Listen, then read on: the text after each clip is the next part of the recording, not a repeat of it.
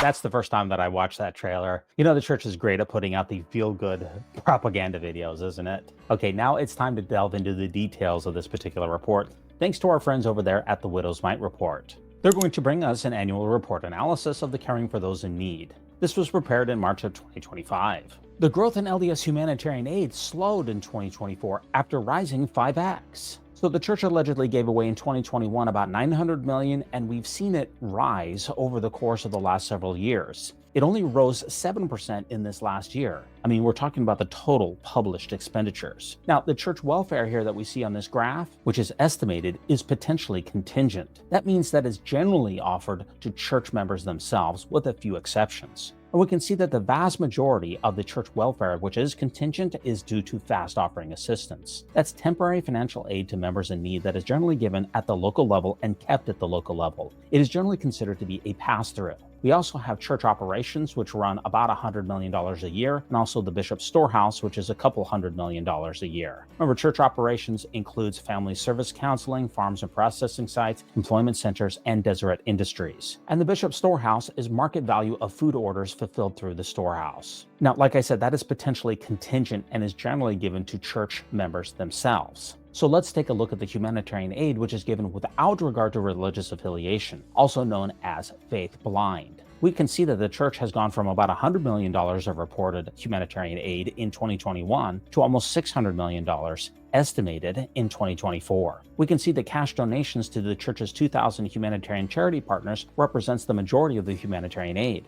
Let's not forget the giving machines, which are typically run at around the holiday timeframe, and also the goods donated, which includes food and goods produced, donated, or purchased directly. According to the Widow's Mite report, there's a broadening scope of global humanitarian initiatives. The LDS Church's humanitarian work targets a growing list of global issues and seeks to build self-reliance after aid is given. The church pools donations, coordinates volunteers, and partners with thousands of global charities to deliver aid. And here we see those global humanitarian initiatives of the LDS Church. And those in bold include newer initiatives. The church continues to expand its reported initiatives, including in 2024, where it prioritized child nutrition, education, and environmental stewardship. Here's the publicized LDS humanitarian donations, which decreased in 2024. Large publicized humanitarian donations fell in 2024 after doubling for 3 straight years. The church appears to be purchasing more goods directly and allocating more cash aid to small localized charities. Bishop Waddell said in the famous 2023 60 Minutes interview that we will double the humanitarian aid work again and then again. So let's take a look at the large humanitarian donations which are announced publicly. Of course, this is only a partial picture of church humanitarian giving. In 2020, it was only $11 million,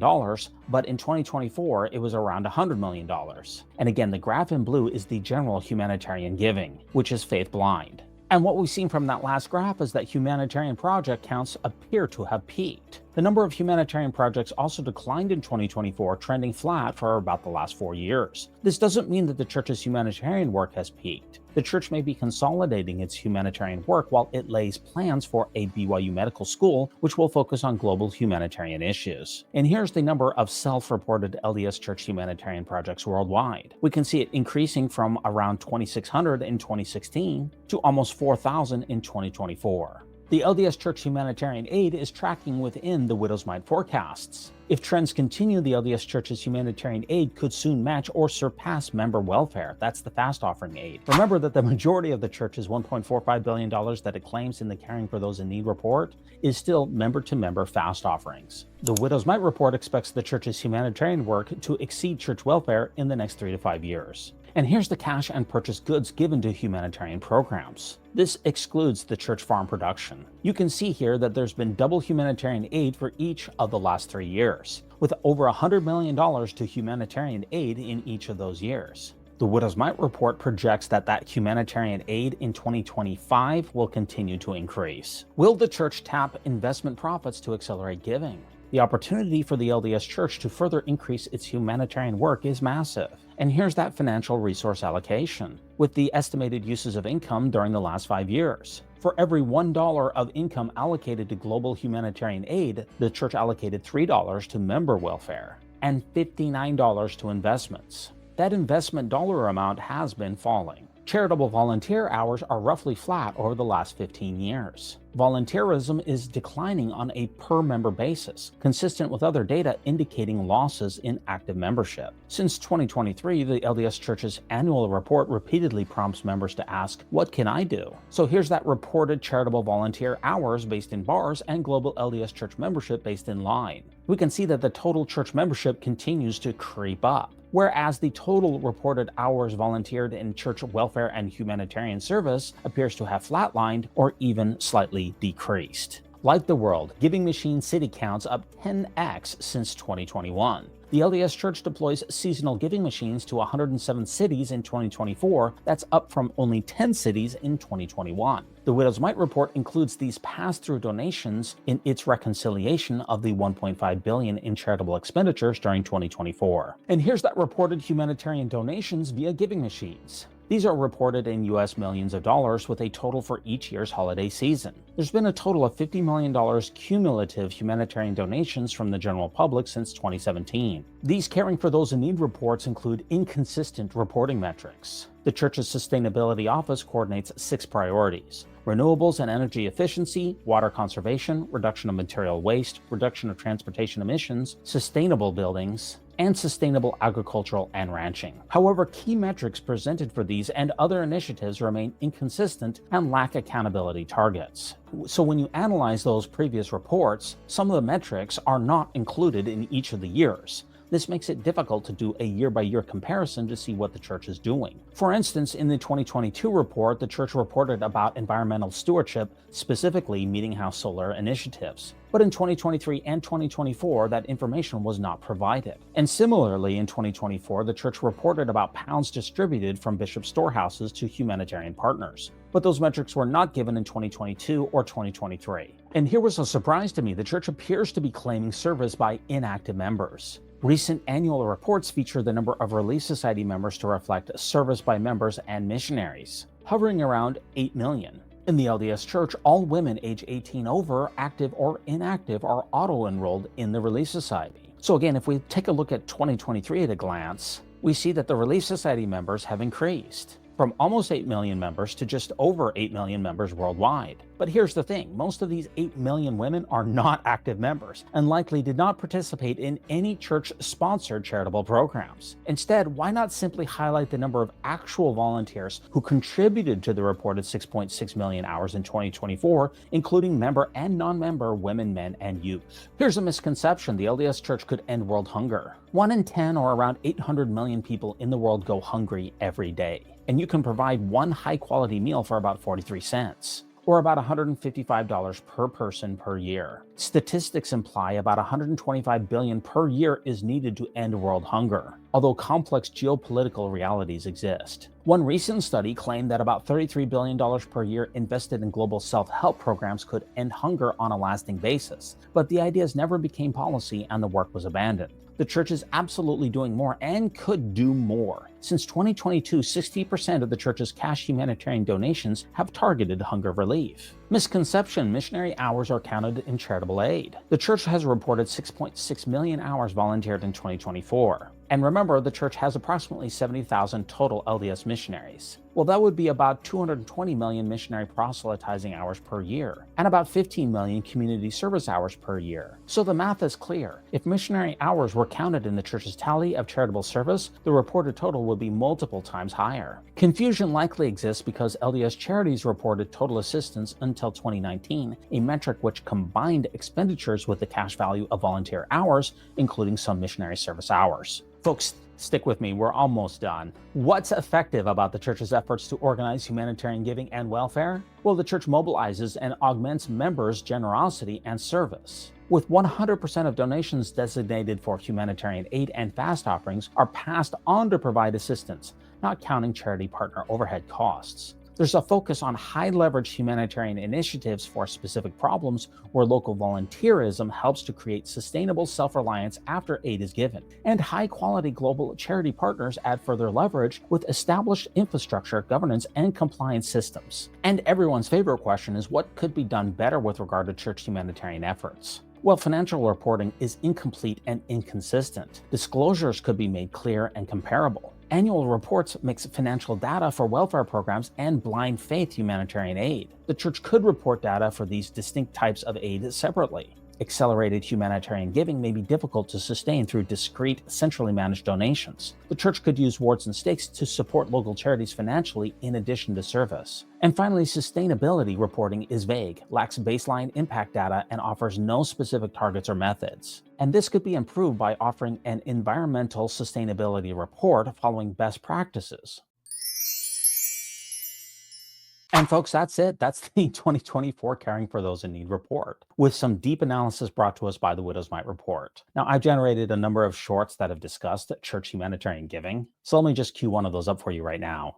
The Mormon Church's annual humanitarian report is pure propaganda, officially titled Caring for Those in Need. This report is filled with vague and unsubstantiated claims, presented without any external audit. The Church of Jesus Christ of Latter-day Saints operates without independent financial auditing, and it hides behind an opaque wall of secrecy, making it virtually impossible for anyone to confirm its alleged charitable actions. The Caring for Those in Need report highlights polished photos and broad statements about alleged generous donations, which we are just expected to take on faith. Hard pass. Coupled with the church's recent fine by the Security and Exchange Commission for financial misconduct, it's impossible to trust Mormon Incorporated without actual transparent data. Why should anyone accept LDS propaganda humanitarian claims at face value?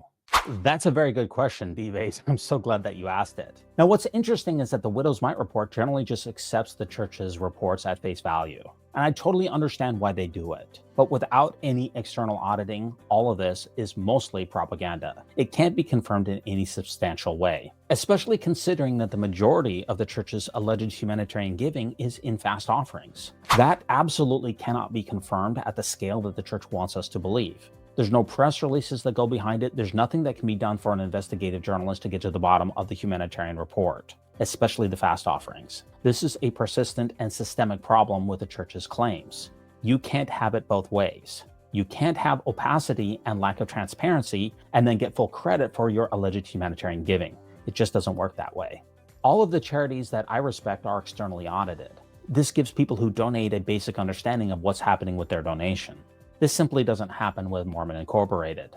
Now, as far as some of the big ticket donations are concerned, when the church makes a big announcement and hands over an oversized check to somebody, we can definitely confirm some of that donation by calling up that organization and saying, did you indeed get some money? But here's the problem. Sometimes those donations are returned to the church under the table later, and guess what? There's no fanfare, there's no slick releases, there's no propaganda videos that go associated with that, or that are associated with that. This makes it almost impossible to give the church credit for its propaganda humanitarian giving. How about another short that I produced on this channel, which discusses the church's total humanitarian giving for a period of 3 years in comparison to how much the church spent on a mega mall. Hey guys, this is D-Base with the Mormon News Roundup. From 1985 until 2011, the Church of Jesus Christ of Latter-day Saints only spent $1.4 billion on humanitarian aid. Yet this is less than the estimated $1.5 billion that the church spent on a high-end mega mall. But something seems fundamentally wrong when the one true church invests more in luxury shopping centers than in addressing global poverty and human suffering for 3 decades. For an organization that asks its members to make great sacrifices, like Argentinians giving gold from their dental work for the Sao Paulo, Brazil temple, spending such vast amounts on a mall is a moral failure. Is this what Christ would prioritize? A prophet of the Lord buying a shopping mall and saying, let's go shopping, seems out of touch with the core message of the church. In the face of dire global suffering, how can the church justify such lavish spending on a luxury mall while its humanitarian efforts remain so limited? Wow, that's another good short. I'm so glad that I put those together. And let's also just talk about the giant elephant in the room as well. Even if we accept the church's $1.5 billion in humanitarian giving in 2024 at face value without external auditing, that's still less than 0.5% of the church's total wealth, because the Widow's Mite report has brought out the fact that the church is worth more than $300 billion. That's a shamefully low level of giving. And let me just give you one last short on this channel about the church's humanitarian efforts.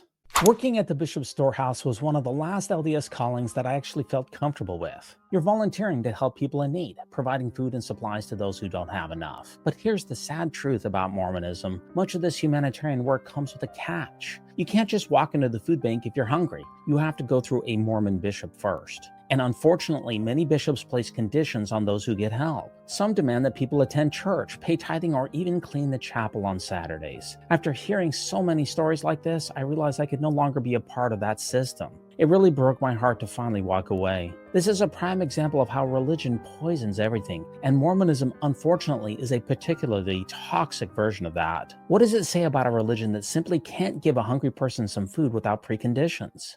Wow, it's been a while since I watched that short. That is heartbreaking. Honestly, I'm not sure what to say after that. Well, there's the humanitarian report for 2024. I've given you some deep analysis here from the Widow's Mite report and also from the church itself. Let me know in the comments below what you think about the church's charitable giving, especially what's contained in this slick propaganda report. Are we supposed to take these claims at face value based on nothing but faith? Or should we demand accountability from the church for the hundreds of billions of dollars that it has at its disposal? Always think celestial, and remember, no unhallowed hand can stop the Mormon News Roundup from progressing. From the crossroads of the east, where the headlines never sleep, D. Vaz takes the mic, diving in so bold and